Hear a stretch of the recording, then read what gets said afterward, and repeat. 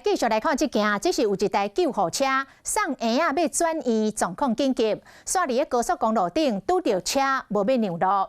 这是伫国道1号路南大雅的路段，台中营总的救护车载一个早产的婴仔为苗栗出发，一路乌烟要赶到台中的营总，结果半路有一台修理车。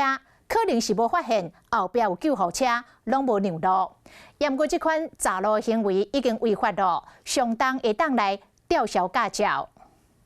救护车向警报器四警示灯，驶伫高速公路内线车道。验过头前迄台黑色的修理车驾驶，就是无发现后壁有救护车，无让路。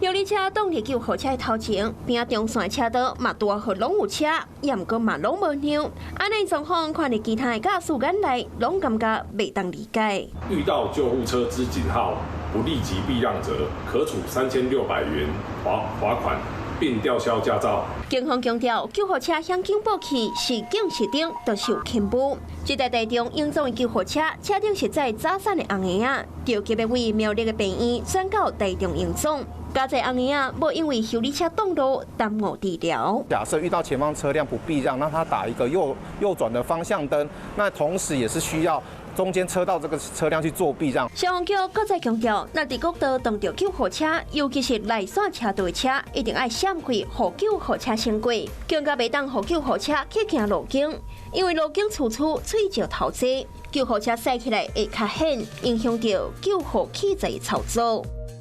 Hello， 我是林明瑞。想要抢先掌握最及时的新闻资讯吗？赶快订阅、按赞、开启小铃铛，锁定我们华视新闻的 YouTube 频道。